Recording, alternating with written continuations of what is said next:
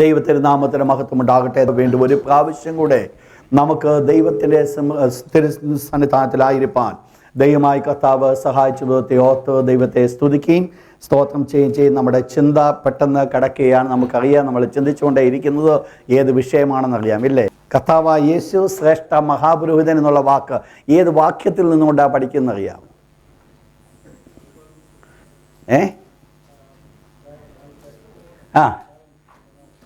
വേദപുസ്തകം കയ്യിരിക്കുന്ന വലിയ അനുഗ്രഹം. എബ്രായർ 4:14 ആ വാക്യത്തിൽ നിന്നുകൊണ്ടാണ് നമ്മൾ ചിന്തിച്ചുകൊണ്ടേയിരിക്കുന്നത്. വാക്യത്തിലേക്ക് കടന്നു വരട്ടെ. അതിന് ആധാരമായിട്ട് പുറപ്പാട് പുസ്തകം 28-ാം അധ്യായം അതിൻ്റെ 4-ാമത്തെ വാക്യത്തിലേക്ക് കടന്നു വന്നാണ്. പുറപ്പാട് 28:4. Exodus chapter 28 verse number 4.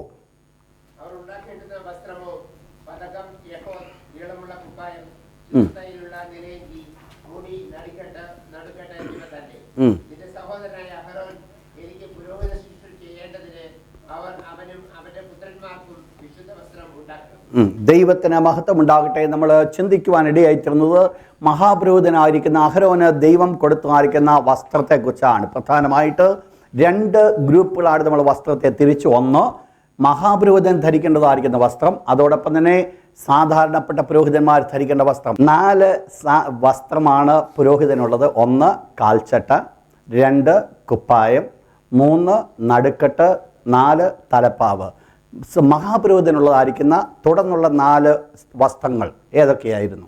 ബാക്കിയുള്ള 4 പ്രധാനപ്പെട്ട വസ്ത്രങ്ങളാണ്. 1 നീലക്കുപ്പായം അല്ലെങ്കിൽ നീളക്കുപ്പായം, 2 എഫോദ്, 3 ന്യായവിധി പതക്കം ബ്രസ്റ്റ് പ്ലേറ്റ്, 4 പൊന്നുകൊണ്ടുള്ളതായിരിക്കുന്ന പട്ടം. ഇപ്രകാരമുള്ള 4 പൗരോഹിത്യ വസ്ത്രങ്ങൾ. കഴിഞ്ഞ ദിവസങ്ങളൊക്കെ നമ്മൾ ചിന്തിച്ചത് സാധാരണപ്പെട്ട പുരോഹിതന്മാർ ധരിക്കേണ്ട വസ്ത്രങ്ങളെക്കുറിച്ചാണ് നമ്മൾ ചിന്തിച്ചത്. 1 നമ്മൾ മനസ്സിലാക്കി കാൽച്ചട്ട. എന്തായിരുന്നു എൻ്റെ ഉദ്ദേശം? നഗ്നത മറയ്ക്കേണ്ടതിന്. 2 പഞ്ഞിനൂൽ കൊണ്ടുള്ളതായിരിക്കുന്ന അങ്കി. അത് എന്തിനെ ചൂണ്ടിക്കാണിച്ചു? എന്തായിരുന്നു വെളിപ്പെടുത്തിയത്? നീതി എന്നുള്ള അങ്കി ധരിപ്പിച്ചു. അതിൻ്റെ നടുക്കെട്ട് എന്തുകൊണ്ടുള്ളതായിരുന്നു? നടുക്കെട്ട് എന്തൊക്കെ വസ്തുക്കളുണ്ട് ഈ നടുക്കെട്ടിൽ? 4 വിധ നൂലുകൾ കൊണ്ടാണ് ഇത് പണിയപ്പെട്ടിരിക്കുന്നത്. 1 നീലനൂൽ, തൂമ്പ്രനൂൽ, ചുവപ്പ് നൂൽ, പിരിച്ച പഞ്ഞനൂൽ. ഇന്ന് രാത്രി നമ്മൾ അടുത്ത വിഷയത്തിലേക്ക് കടന്നു വരുവാൻ പോകുകയാണ്. നീളക്കുപ്പായം, blue coat. Blue coat heading എന്ന് എഴുതിയെടുത്താൽ വളരെ ശ്രദ്ധയോടുകൂടെ നിങ്ങൾ ഇന്നായിരുന്നു എന്നോടുകൂടെ ഈ വിഷയം പഠിക്കണം. വളരെ വാല്യുബിൾ ആയിരിക്കുന്ന വിഷയമാണ്. ഒരല്പം മനസ്സിലാക്കാൻ ബുദ്ധിമുട്ടുമുണ്ട്. അതുകൊണ്ട് നിങ്ങൾ വളരെ ശ്രദ്ധിച്ച് നിങ്ങളായിരിക്കണം. നീളക്കുപ്പായം അല്ലെങ്കിൽ നീലക്കുപ്പായം. പ്രധാനമായിട്ട് ഇതിന് 3 പേരുകളെ നമുക്ക് കാണുവാൻ സാധിക്കും. 3 പേരുകൾ.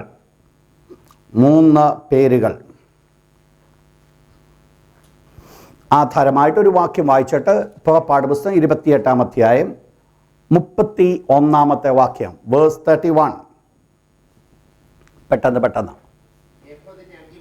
ഏഫോദിൻ്റെ അങ്കി. 1-ാമത്തെ ഇതിൻ്റെ പേര് ഏഫോദിൻ്റെ അങ്കി. The robe of ephod. Note ചെയ്താൽ the robe of ephod. ഏഫോദിൻ്റെ അങ്കി. ഏഫോദിൻ്റെ അങ്കി എന്ന് പറയുവാനൊരു കാരണമുണ്ട്. ഇതിൻ്റെ മുകളിലാണ് ഏഫോദ് ധരിക്കുന്നത്. ഏഫോദ് എന്ന് പറയുന്നത് ഒരു പാർഷ്യൽ ആയിട്ട് കവർ ചെയ്യപ്പെടുന്ന ഒരങ്കിയാണ്. എന്നാൽ ഈ കോട്ട് എന്ന് പറയുന്നത് ഫുള്ളി ആ ലിനൻ കോട്ട് പോലെ തന്നെ കംപ്ലീറ്റ്ലി കവർ ചെയ്യപ്പെടുന്ന ഒന്നാണ് ഈ ഏഫോദിൻ്റെ അങ്കി എന്ന് പറയുന്നത്. 2-ാമത്തെ അതിൻ്റെ പേര്. അതിൻ്റെ വായിച്ചിട്ട് 31-ാമത്തെ വാക്യം വേഴ്സ് 31. The same verse. നീല നൂൽ കൊണ്ടുണ്ടാക്കണം. അപ്പോൾ ഇതിൻ്റെ കളർ, ഈ കംപ്ലീറ്റ് ആ കുപ്പായത്തിൻ്റെ കളർ നീല കളറാണ്, ബ്ലൂ ഇൻ കളർ. അതുകൊണ്ട് അതിന് വേറെ പേരുണ്ട്, ബ്ലൂ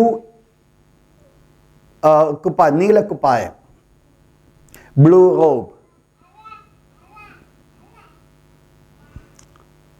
ബ്ലൂ റോബ്, നീലക്കുപ്പായം. അതിന് വേറെ പേര് കൂടെ കൊടുത്തിട്ടുണ്ട്, നീളക്കുപ്പായം. Exodus chapter 28 verse 4. പുറപ്പാട് 28-4. പുറപ്പാട് 28-4. നീളക്കുപ്പായം. മൂന്നാമത്തെ അതിൻ്റെ പേരാണ് നീളക്കുപ്പായം, ലോങ് കോട്ട്. 3 പേരുകളാണ് നമ്മളിതിന് കണ്ടത്. ഒന്ന്, എഫോദിൻ്റെ അങ്കി. എഫോദിൻ്റെ അങ്കി എന്ന് പറയുവാൻ കാരണം ഇതിന്മേലാണ് എഫോദ് ധരിക്കുന്നത്, അതുകൊണ്ട് അതിന് എഫോദിൻ്റെ അങ്കി എന്ന് പറഞ്ഞു. രണ്ടാമത് കണ്ട പേര് നീലക്കുപ്പായം. നീലക്കുപ്പായം എന്ന് പറയുവാൻ കാരണം ഇത് കംപ്ലീറ്റ്ലി ഉണ്ടാക്കപ്പെട്ടത് നീല നൂൽ കൊണ്ടാണ്, ബ്ലൂ ലിനൻ കൊണ്ടാണ് ഇത് മുഴുവനായിട്ട് ഉണ്ടാക്കിയത്. അതുകൊണ്ടാണ് ഇതിനെ നീലക്കുപ്പായം എന്ന് പറയുന്നത്. 3, ഈ നീളക്കുപ്പായം എന്ന് പറയുന്നതിന് കാരണം ഇത് തല മുതൽ താഴെ വരെ നീളത്തിൽ കിടക്കുന്നതാണ്. പക്ഷെങ്കിൽ ആ വൈറ്റ് ലിനൻ കോട്ടിൻ്റെ ഏകദേശം 1 ചാൺ മുകളിലായിരിക്കും ഈ നീലക്കുപ്പായം കിടക്കുന്നത്. ശ്രദ്ധിക്കണം ആ വേർഡ്. ദൈവം അനുവദിക്കുന്നെങ്കിൽ അടുത്ത ആഴ്ച നിങ്ങൾക്ക് ഞാൻ ചാർട്ട് കാണിച്ചു തരാം. വൈറ്റ് ലിനൻ കോട്ട് എന്ന് പറയുന്നത് കംപ്ലീറ്റ്ലി മൂടുന്ന ഒരു കോട്ടാണ്. അതിന് 1 ചാൺ മുകളിലായിട്ടായിരിക്കും ഈ നീലക്കുപ്പായം കവർ ചെയ്യപ്പെടുന്നത്.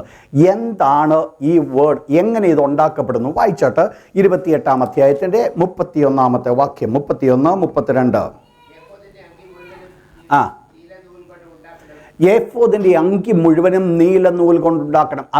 ഇത് ഉണ്ടാക്കപ്പെടുന്നത് ഒരൊറ്റ നൂൽ കൊണ്ടാണ്, ഉള്ളി നീല നൂല് കൊണ്ടുണ്ടാക്കുന്നു. ശ്രദ്ധിക്കണം നിങ്ങളത്, ഉള്ളി നീല നൂല് കൊണ്ടാണ് എഫോദിൻ്റെ അങ്കി ഉണ്ടാക്കുന്നത്. താഴോട്ട് വായിച്ചാട്ട്.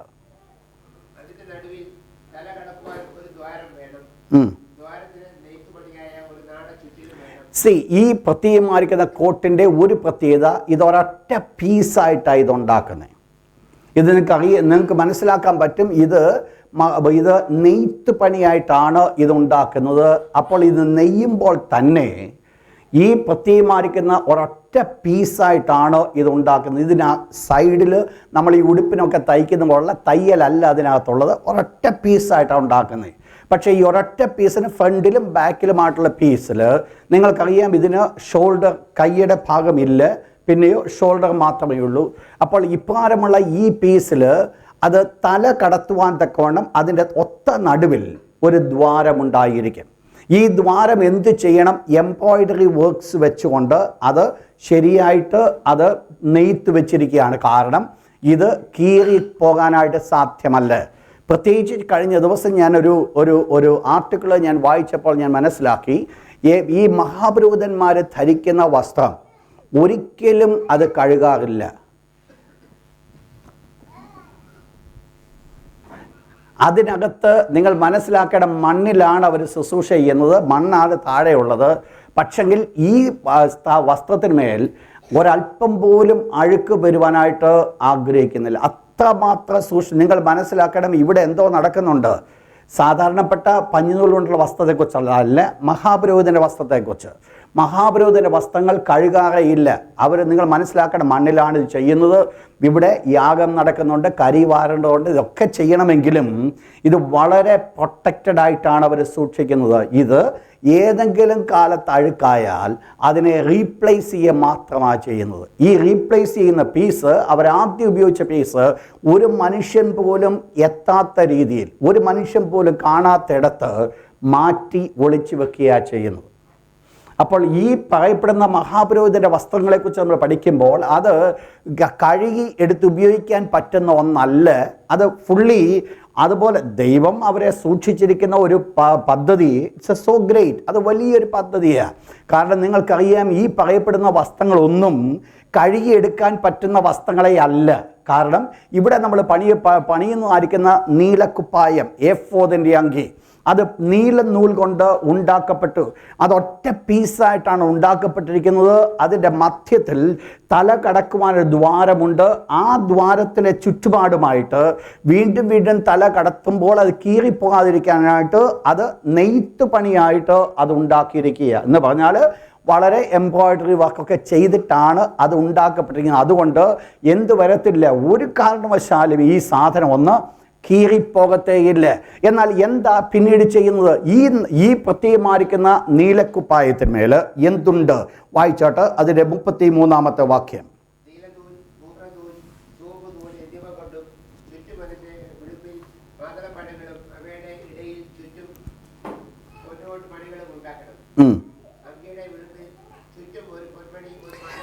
ഇതിനകത്ത് ഈ നീലക്കുപ്പായത്തിൻ്റെ അടിഭാഗം ഏറ്റവും താഴ്ഭാഗത്ത് അതിനകത്ത് 2 കാര്യങ്ങളാണ് അത് കോർത്ത് പിടിപ്പിച്ചിരിക്കുന്നത്. 1 ഒരു മാതളപ്പഴം, 2 ഒരു പൊന്മണി.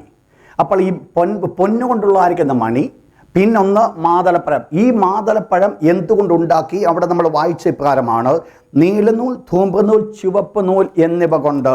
39-ാം അധ്യായം, എക്സോഡസ് ചാപ്റ്റർ 39, അതിൻ്റെ 24-ാമത്തെ വാക്യം. അതിൻ്റെ 32-ാമത്തെ വാക്യം ഒന്ന് വായിച്ചാട്ട്. 22-ാമത്തെ വാക്യം. ശ്രദ്ധിക്കുക, അവിടെ ഏഫോദിൻ്റെ അങ്കി മുഴുവൻ നീല നൂൽ കൊണ്ട് നെയ്ത്ത് പണിയായിട്ടുണ്ടാക്കണം എന്ന് പറഞ്ഞു കഴിഞ്ഞാൽ അതിൽ എന്തില്ല? കട്ട് ആൻഡ് പേസ്റ്റ് അവിടെ ഇല്ല. പിന്നെയോ ഇതെവിടെ വെച്ച് ചെയ്യുന്നതാ? ഇത് നെയ്യുമ്പോൾ തന്നെ ഈ രീതിയിലാണ് അത് ഫോർമാറ്റ് ചെയ്തിരിക്കുന്നത്. ഈ തുണി അത് നെയ്യുമ്പോൾ തന്നെ ആ പ്രത്യേകമായിരിക്കുന്ന രീതിയിൽ ആ ഷെയ്പ്പിനനുസരിച്ചാണ് ഇത് ഉണ്ടാക്കുവാൻ കൽപ്പന കൊടുത്തത്. ഇത് നെയ്ത്ത് പണിയാണ്. എന്നിട്ട് താഴോട്ട്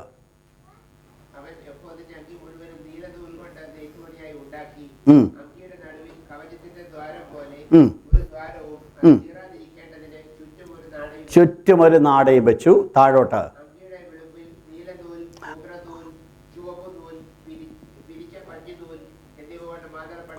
ശ്രദ്ധിക്കുക, വേർഡ് നമ്മൾ പുറപ്പാട് പുസ്തകം 28-ാം അധ്യായത്തിൽ കാണുന്ന ഭാഗമല്ല, രീതിയിലല്ല 39-ാം അധ്യായം പഠിപ്പിക്കുന്നത്. 28-ാം അധ്യായത്തിൽ നമ്മൾ കണ്ടത് 3 പർട്ടിക്കുലർ നൂല് കൊണ്ടാണ് മാതളപ്പഴം ഉണ്ടാക്കുന്നത്. 1 നീലനൂൽ, ധൂമ്രനൂൽ, ചുവപ്പ് നൂൽ. ഇവിടെ 39-ാം അധ്യായത്തിലേക്ക് കടന്നു വന്നപ്പോൾ അതിൻ്റെ പണിയെക്കുറിച്ച് പറഞ്ഞിരിക്കുമ്പോൾ അവിടെ അത് പിരിച്ച പഞ്ഞിനൂലിലൂടെ അതിനകത്ത് ആഡ് ചെയ്യപ്പെട്ടിട്ടുണ്ട്. എന്നാൽ യഹൂദ പാരമ്പര്യം നമ്മൾ പഠിക്കുമ്പോൾ, യഹൂദന്മാരുടേതായിരിക്കുന്ന ചരിത്രം നമ്മൾ പഠിക്കുമ്പോൾ ഇത് 3 ഡിഫറെൻറ്റ് നൂല് കൊണ്ടാണ് ഇത് ഉണ്ടാക്കപ്പെട്ടത്: നീലനൂൽ, ധൂമ്രനൂൽ, ചുവപ്പ് നൂൽ. അപ്പോൾ ഇതുകൊണ്ട് എന്തുണ്ടാക്കി? ഒരു മാതളപ്പഴം ഉണ്ടാക്കി. ചരിത്രം പഠിപ്പിക്കുന്നത് 72 മാതളപ്പഴവും 72 പൊന്മണിയുമാണ് ഈ പ്രത്യേകമായിരിക്കുന്ന അങ്കിയുടെ ചുറ്റുപാടുമായിട്ട് തുന്നിപ്പിടിപ്പിച്ചിരിക്കുന്നത്. 72 കാരണമുണ്ട്. അവരുടെ സൻഹദ്രിൻ്റെ അംഗസംഖ്യ എന്ന് പറയുന്നത് 72 അതിനനുസരിച്ചാണ് 72 പൊന്മണി, 72 മാതളപ്പഴം. അപ്പോൾ ഓരോ പൊന്മണി കഴിഞ്ഞിട്ട് മാതളപ്പഴം കഴിഞ്ഞ് പൊന്മണി, അത് കഴിഞ്ഞിട്ട് മാതളപ്പഴം, ഇങ്ങനെയുള്ള ഇടവിട്ടാണ് ഇത് പണിയപ്പെടുവാനായിട്ട് ദൈവം കൽപ്പിച്ചത്. ആഫ്റ്റർ ഓൾ നിങ്ങൾക്കൊരു പിക്ചർ കിട്ടി. ഞാൻ ഇതിൻ്റെ സ്പിരിച്വൽ മിസ്റ്ററിയിലേക്ക് നിങ്ങളെ കൊണ്ടുപോകാൻ പോകുകയാണ്. ഒന്നാമതായിട്ട് ഈ പ്രത്യേകമായിരിക്കുന്ന വസ്ത്രം ധരിക്കുന്നത് എവിടെ നിങ്ങൾക്കറിയാം? ഏതിന് മുകളിലാണ് ധരിക്കുന്നത്?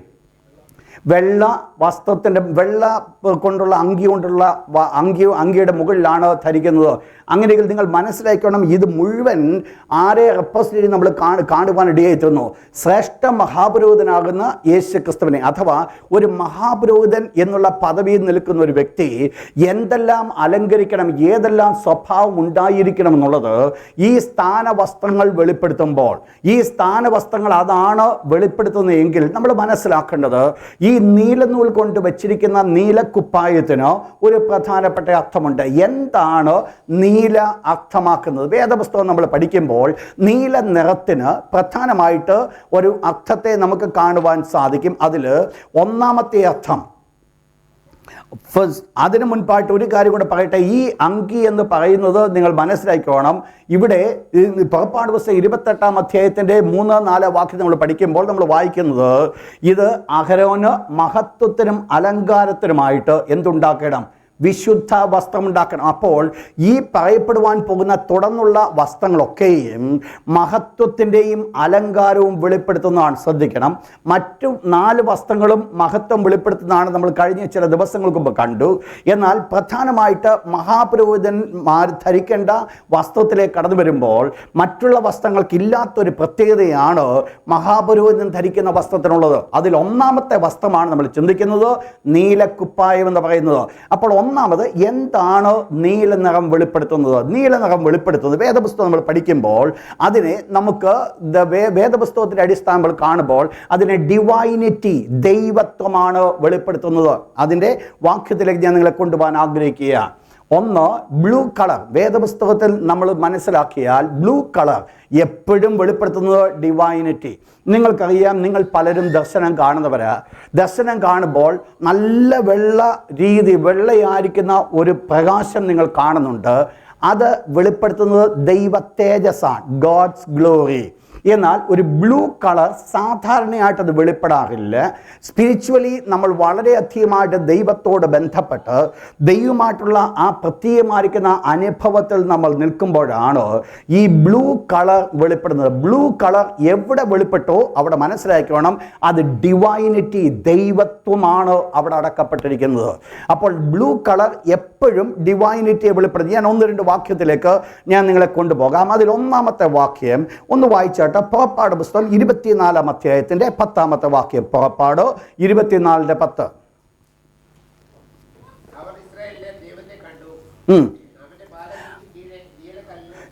അവിടെ പറയപ്പെടുന്നത് അവർ ഇസ്രയേലിന്റെ ദൈവത്തെ കണ്ടു. നിങ്ങൾക്കറിയാം ആരായി കണ്ടത്? മോശയും മോശയോടുകൂടെ പർവ്വതത്തിലേക്ക് ചെന്നതായിരിക്കുന്ന മൂപ്പന്മാര്. ഇവരാരെ കണ്ടു? ഇസ്രയേലിന്റെ ദൈവത്തെ കണ്ടു. ഇസ്രയേലിന്റെ ദൈവത്തെ കണ്ടപ്പോൾ ആ ദൈവത്തിൻ്റെ സാന്നിധ്യത്തിൻ്റെ ചുറ്റുപാട് എങ്ങനെയായിരുന്നു? താഴത്തെ വാക്യം, അവൻ്റെ പാദങ്ങൾക്ക് കീഴെ ഏതുണ്ടായിരുന്നു? നീലക്കല്ല് പതിച്ചിരുന്നു. അപ്പോൾ ദൈവം ഇരിക്കുന്ന സിംഹാസനത്തിന് കീഴെ അഥവാ ദ ഡിവൈനിറ്റിയെ വെളിപ്പെടുത്തുന്നത് നീലക്കല്ലോടുകൂടെ ചേർത്ത് വെളിപ്പെടുത്തുന്നു. നീലക്കല്ലാണ് അവിടെ നമ്മൾ കാണുന്നത്. കളർ നീലയാണ്. നീല വെളിപ്പെടുത്തുന്നത് ദൈവത്വത്തെ വെളിപ്പെടുത്തുന്നു. ഒന്ന് രണ്ട് വാക്യങ്ങളോട് നിങ്ങൾ പഠിക്കുമ്പോൾ നമുക്ക് മനസ്സിലാക്കുവാൻ സാധിക്കും. ഒരു വാക്യം ഒന്ന് വായിച്ചോട്ട്. യെഹെസ്കേൽ പ്രവചനം 1-ാം അധ്യായം 26-ാമത്തെ വാക്യം. യെഹെസ്കേൽ 1:26. അവയുടെ തലയ്ക്ക് മീതെയുള്ള വിധാനത്തിന് നേരെ. ഇവിടെ യെഹെസ്കേൽ ദൈവിക ദർശനം കാണുകയാണ്. അപ്പോൾ ദൈവത്തെ താൻ കാണുമ്പോൾ, ദൈവികമായിരിക്കും ദർശനം താൻ കാണുമ്പോൾ അവിടെ പറയുകയാണ്, ദൈവത്തിൻ്റെ സിംഹാസനത്തിന് മീതെ, അതിൻ്റെ തലയ്ക്ക് മീതെ എന്തുണ്ടായിരുന്നു? നീലക്കല്ലിൻ്റെ കാഴ്ച പോലെ സിംഹാസനത്തിൽ രൂപം. അപ്പോൾ ഇവിടെ കാണുന്നത് യെഹെസ്കേൽ പ്രവാചകൻ നോക്കുമ്പോൾ ദൈവത്തിൻ്റെ സിംഹാസനത്തെ നമ്മൾ കാണുന്ന സമയത്ത് അവിടെ ഒരു വെളിപ്പെടുന്ന ഒരു കളറാണ്. ഏതാ?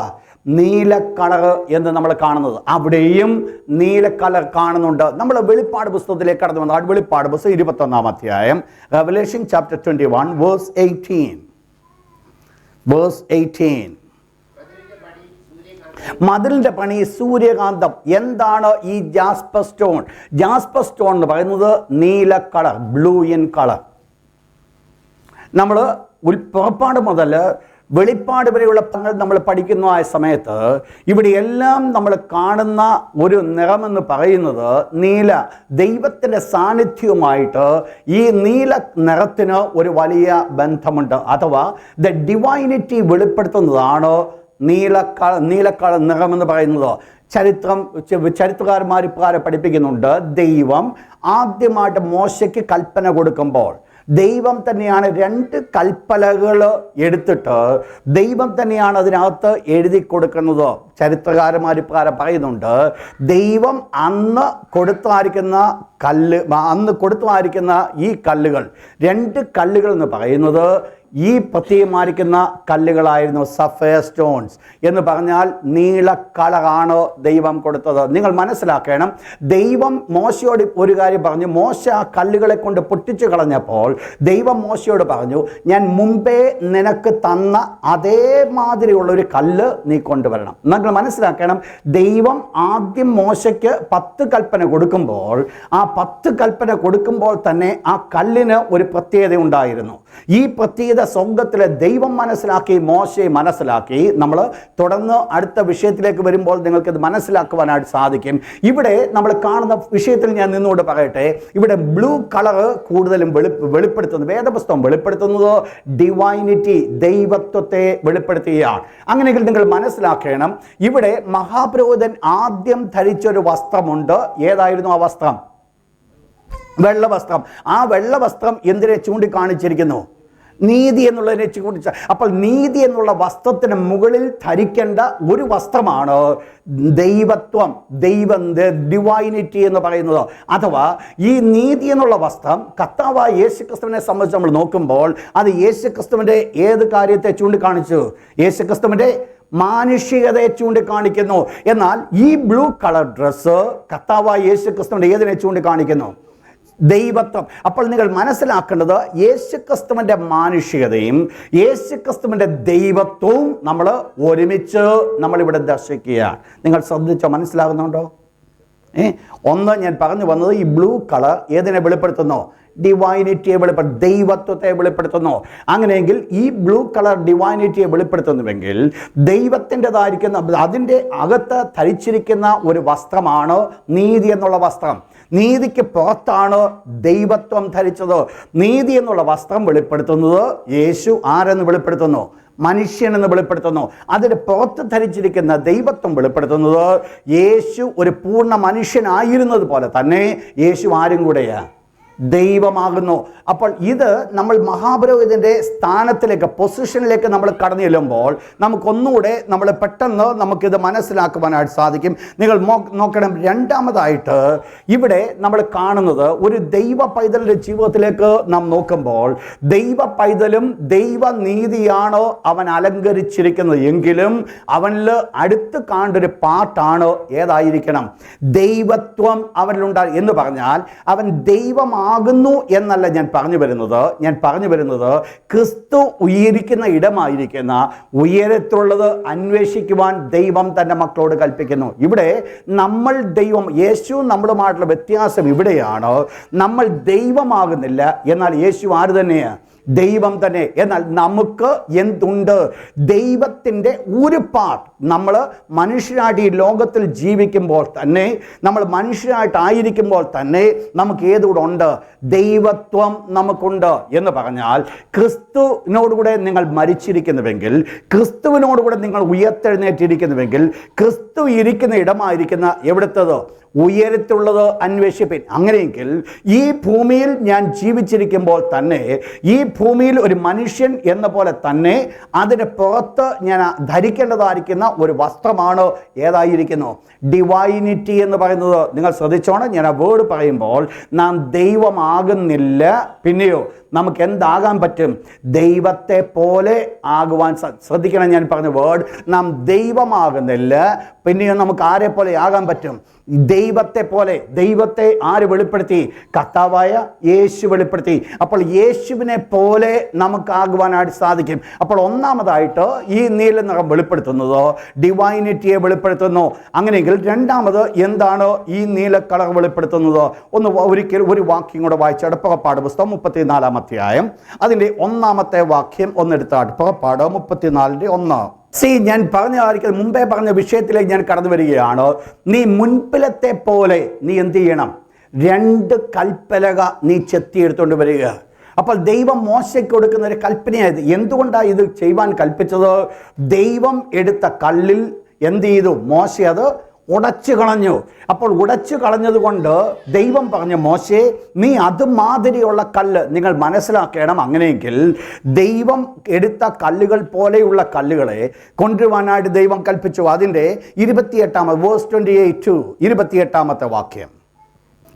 ഇവിടെ എന്ത് സംഭവിച്ചു? ഈ നീലക്കല്ല് ഏതുമായിട്ട് ബന്ധപ്പെട്ടിരിക്കുന്നു? ഇവിടെ നെക്സ്റ്റ് വിഷയം നമ്മൾ കാണുന്നത് ഇവിടെയാണ്. ഈ നീലക്കല്ലിൽ ദൈവം എഴുതി കൊടുത്തു? അവിടെ കൊടുത്തത് നിയമം എഴുതി കൊടുത്തു. അങ്ങനെയെങ്കിൽ നിങ്ങൾ മനസ്സിലാക്കണം, ഈ നീലക്കളറും നിയമവുമായിട്ട് ഒരു ബന്ധം നമുക്ക് കാണുവാൻ സാധിക്കും. 1-2-3 വാക്യങ്ങൾ ഞാൻ തരുമ്പോൾ നിങ്ങൾക്ക് പെട്ടെന്ന് അത് മനസ്സിലാക്കുവാനായിട്ട് സാധിക്കും. അതിലൊന്ന് ഇവിടെ നമ്മൾ കാണുന്നത്, വായിച്ചോട്ട്, നമ്മൾ ആ സ്റ്റോണിൻ്റെ പേര് സഫയർ. എനിക്ക് ഞാൻ നേരത്തെ പറഞ്ഞ ജാസ്പർ എന്നാണ് തോന്നുന്നു, അല്ലേ? No, it's sapphire. ഓക്കെ, 1-2 വാക്യങ്ങളുടെ കടന്നു വരട്ടെ. വായിച്ചോട്ട്. പുറപ്പാട് പുസ്തകം 24-ാം അധ്യായം അതിൻ്റെ 10-ാമത്തെ വാക്യം. പുറപ്പാട് 24:10. ഇവിടെ നമ്മൾ കാണുന്നത് അവർ ഇസ്രായേലിൻ്റെ ദൈവത്തെ കണ്ടു. എങ്ങനെയാണ് കണ്ടത്? അവൻ്റെ പാദങ്ങൾക്ക് കീഴെ നീലക്കല്ല് പതിച്ചിരിക്കുന്ന കണ്ടു. അപ്പോൾ ഇവിടെ നീലക്കല്ല് പതിച്ചിരിക്കുന്നതിന് മുകളിലായിട്ടുള്ള ദൈവത്തെ ആണ് ഇവിടെ മോശയും മറ്റുള്ളവരെ കാണുവാനായിട്ട് ഇടയായിത്തീർന്നത്.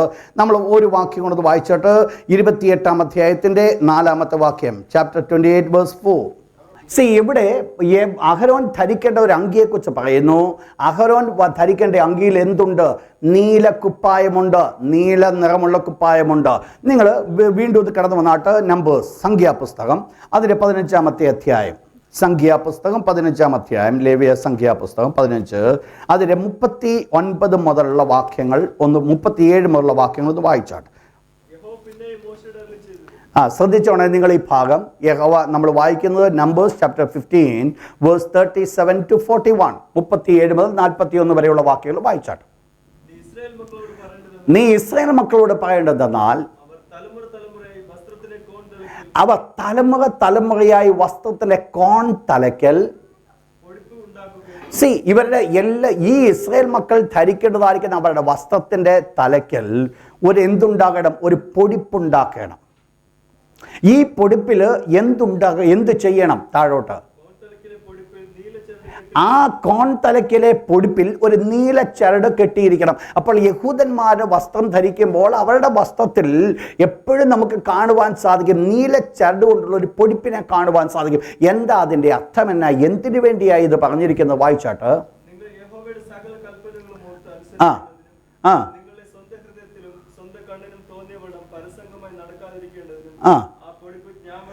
ആ പൊടിപ്പ് നിങ്ങൾക്ക് ഓർമ്മയായിരിക്കണം. എന്താ നിങ്ങൾ ഓർക്കേണ്ടത്? നിങ്ങൾ ഓർക്കേണ്ടത് രണ്ട് കാര്യം. നിങ്ങളെന്ന് പറയുന്നത് ആരായിരിക്കുന്നു? ഒരു സെപ്പറേറ്റഡ് ഒരു ജനമാണ്. എന്താ ജനത്തിൻ്റെ പ്രത്യേകത?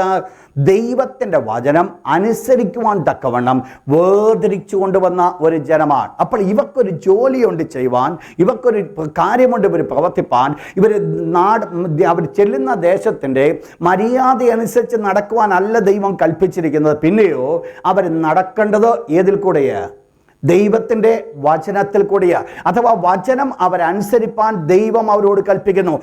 വചനം അനുസരിപ്പാൻ ദൈവം അവരോട് കൽപ്പിച്ചപ്പോൾ എങ്ങനെയാണ് അവർ ഓർക്കാനായിട്ട് ദൈവം കൽപ്പിച്ചത്? ദൈവം പറഞ്ഞു, നിങ്ങളുടെ വസ്ത്രത്തിൽ എന്തുണ്ടാക്കണം?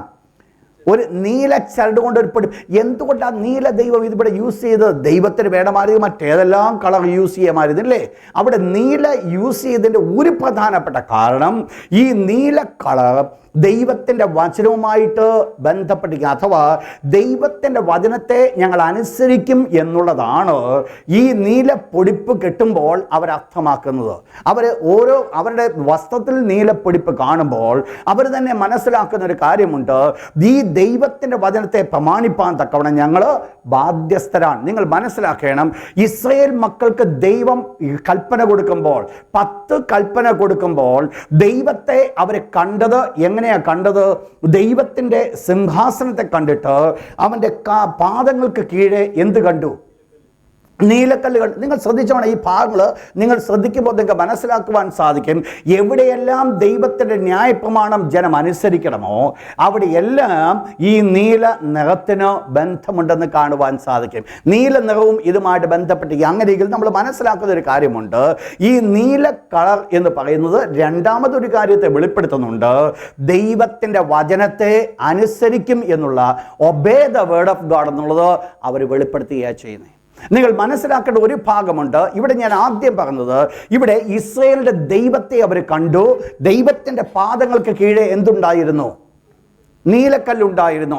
ഇവിടെ അഹരോൻ എന്നുള്ള പുരോഹിതൻ ദൈവം കൊടുത്ത സ്ഥാനവസ്തുമായിട്ട് നിൽക്കുമ്പോൾ അഹരോനിൽ എന്തുണ്ട്? നീലക്കളറുണ്ട്. ഇവിടെ ഒരു സാധാരണപ്പെട്ട ദൈവത്താൽ വിളിച്ച് വേർതിരിക്കപ്പെട്ട ഒരു സാധാരണപ്പെട്ട ഇസ്രായേലൻ അവൻ മുൻപിൽ നിന്ന് കഴിഞ്ഞാൽ അവൻ്റെ വസ്ത്രത്തിൽ എന്തോ ഉണ്ട്. നിങ്ങൾ മനസ്സിലായി? 3 പിക്ചറും കിട്ടിയോ? നിങ്ങൾക്ക് കിട്ടിയോ 3 പിക്ചർ? ഒന്ന് ഞാൻ പറഞ്ഞത്, ഇവരാരെ കണ്ടു? ദൈവത്തെ ഇവർ കണ്ടു. ദൈവത്തെ കണ്ടപ്പോൾ ദൈവത്തിൻ്റെ പാദങ്ങൾ കീഴെ എന്ത് കണ്ടു? നീലക്കല്ല് കണ്ടു. അപ്പോൾ അവിടെ ഒരു ബ്ലൂ കളർ നമ്മളിവിടെ കാണുന്നു. ഇത് ഏതുമായിട്ട് ബന്ധപ്പെട്ടാണ് നമ്മൾ കണ്ടത്?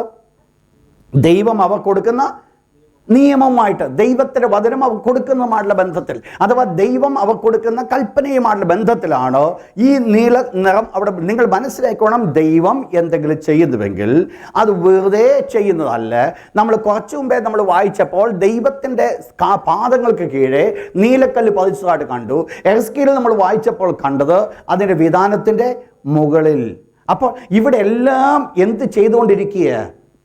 അന്തരീക്ഷങ്ങൾ മാറിക്കൊണ്ടിരിക്കുക, അഥവാ അപ്പിയറൻസ് മാറിക്കൊണ്ടിരിക്കുക എന്ന് പറഞ്ഞു കഴിഞ്ഞാൽ അതിൻ്റെ അർത്ഥം ദൈവം ഈ രീതിയിലാണ് ഇരിക്കുന്നെന്നുള്ളത് ഒരു മനുഷ്യനും പ്രഡിക്റ്റ് ചെയ്യാൻ പറ്റത്തില്ല.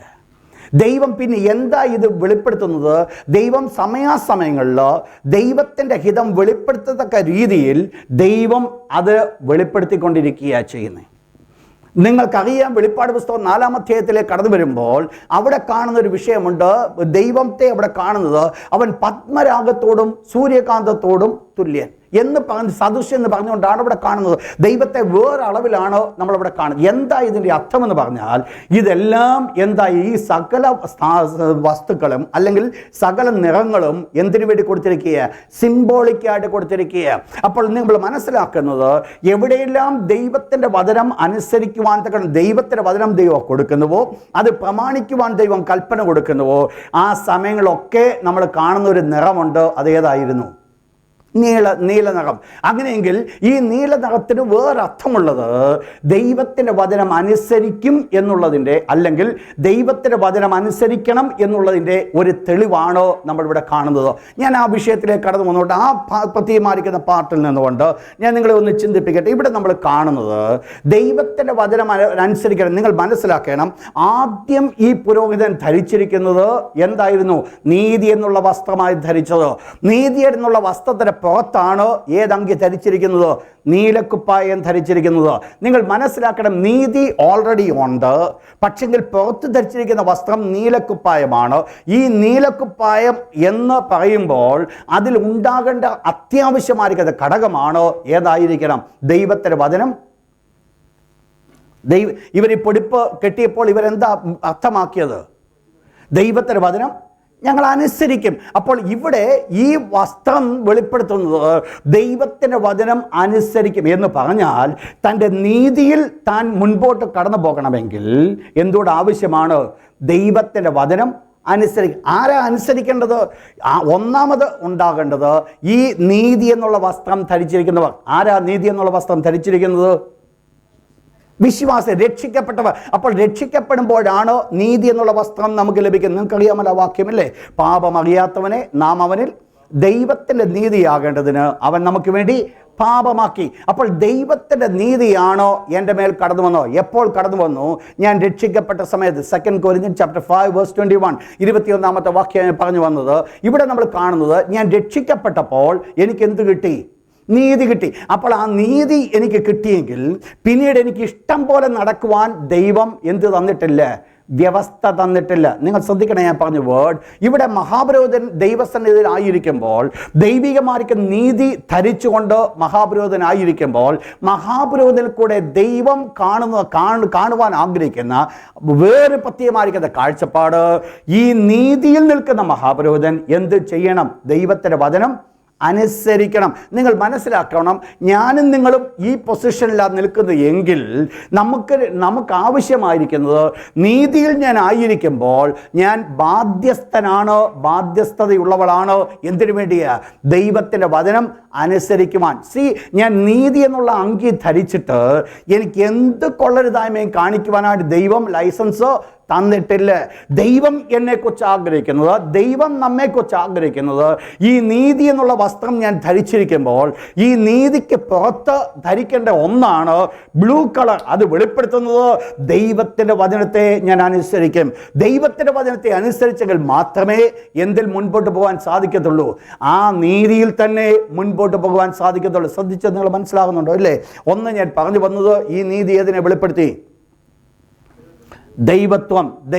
അതിൽ കൂടെ നമ്മൾ മനസ്സിലാക്കി, കർത്താവായ യേശുക്രിസ്തുവിനെ കുറിച്ച് പറയുമ്പോൾ നമ്മൾ മനസ്സിലാക്കി, യേശുക്രിസ്തുവിൽ എന്തുണ്ട്? മാനുഷികത ഉള്ളതുപോലെ തന്നെ യേശുക്രിസ്തുവിൽ ദൈവത്വവും അടക്കപ്പെട്ടിരിക്കുന്നു. അത് നമ്മുടെ ജീവിതത്തിലെ കുറിച്ചാകുമ്പോൾ നമ്മൾ മനസ്സിലാക്കുന്ന ഒരു കാര്യമുണ്ട്. നമ്മൾ മനുഷ്യരാണെങ്കിലും നമ്മളിൽ എന്തുണ്ട്? ഇന്ന് മാനുഷ്യ സ്വഭാവമല്ല നമുക്കുള്ളത്, പിന്നെ ഏതാ ഉള്ളത്? ആത്മസ്വഭാവമുള്ളവരാണ്. നിങ്ങളിത് ജഡസ്വഭാവമുള്ളവരല്ല, പിന്നെ ആരായിരിക്കുന്നു? ആത്മസ്വഭാവം. എന്താ ഈ ആത്മസ്വഭാവം എന്ന് പറയുന്നത്? ഇറ്റ്സ് ഡിവൈൻ, ആ ദൈവത്വം. അപ്പോൾ ദൈവത്തിൻ്റെ ക്യാരക്ടറാണ് ദൈവം നമുക്ക് തന്നത്. രണ്ട് ഞാൻ പറഞ്ഞു വന്നത്, ഈ ബ്ലൂ കളർ ന്യായപ്രമാണവുമായിട്ടുള്ള ബന്ധത്തിൽ വെളിപ്പെടുത്തിയിരിക്കുമ്പോൾ ന്യായപ്രമാണം ഒബേ ചെയ്യുമെന്നാണ് അവരത് അർത്ഥമാക്കുന്നത്. അങ്ങനെയെങ്കിൽ രണ്ടാമത് നമ്മൾ മനസ്സിലാക്കിയത്, നീതി എന്നുള്ള അങ്കി ധരിച്ചുകൊണ്ടിരിക്കുന്ന എനിക്ക് വളരെ അത്യാവശ്യമായിരിക്കുന്ന ഒരു കാര്യമാണ് ഏതാ?